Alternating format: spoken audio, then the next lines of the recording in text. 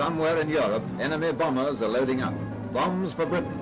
Ju-88s to rain destruction on your country, your home, your friends, perhaps even your children. And if you don't first spot them, how will you stop them?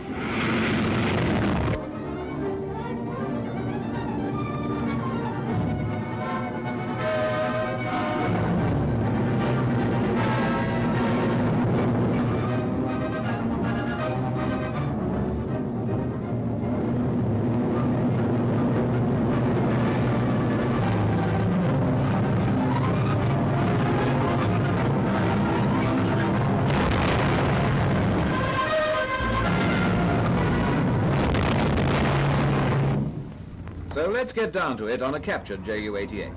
First impression, that bulbous glazed nose, two long engines in line with it, and the typical German fuselage, long and slim.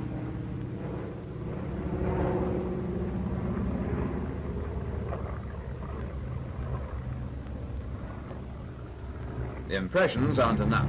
So now for the detail in head-on. Almost low wing, with dihedral from roots. Then that bulbous glazed nose, with a gun position jutting out beneath it.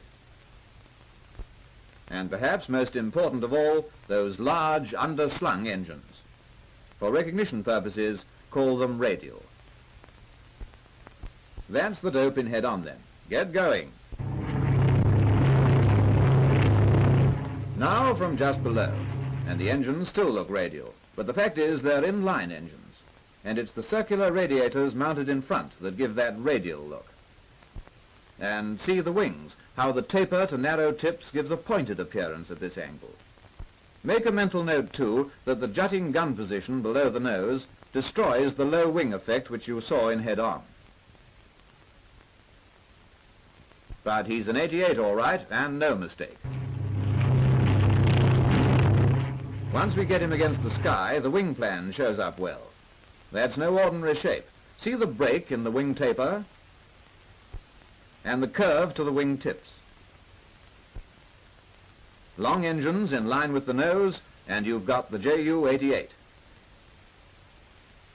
If you want to make assurance doubly sure, take in the forward position of the tailplane, making the fin and rudder stick out a mile.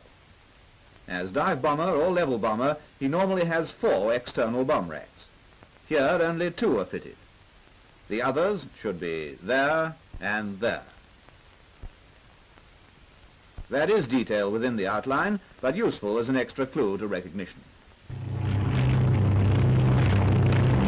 The 88 has been adapted for fighting as well as for bombing, and he's as fast as he's slim. As in so many Huns, most of the works are up front there. The crew sit in a friendly huddle in the bulbous, glazed cabin. That's not the sort of nose a fighter wants, so the Hun gives the fighter version a solid one.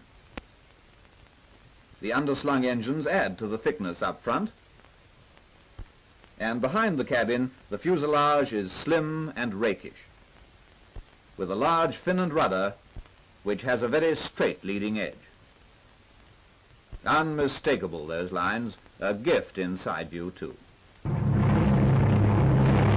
Good camouflage spoils the top view of the wing plan, but you can still say Ju-88 because of the long engines in line with the nose and that tail unit.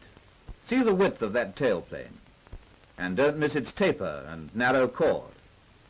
But even more important than its shape is its position in relation to the large single fin and rudder. So top view too, he's a sitter.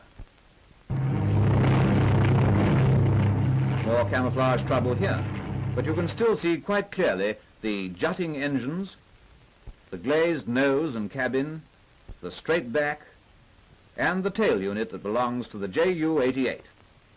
So much for the detail then. On your way, Nazi.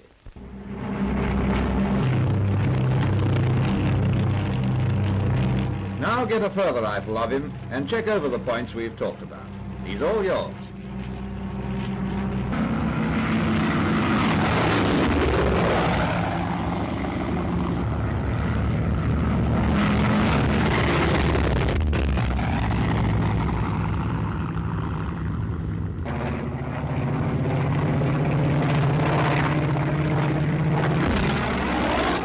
captured Hun peels off back to his hangar. But that isn't the end of it. No, no. The enemy is on the job, but so are men who'll know their recognition.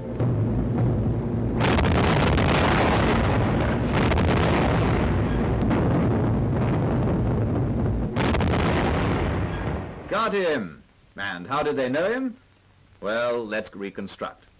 Those long radial engines and a bulbous nose in line with them, a wing which tapers to narrow tips, a slim fuselage, and a tailplane well forward of the fin and rudder. Ju-88. He's asking for it. He's had it.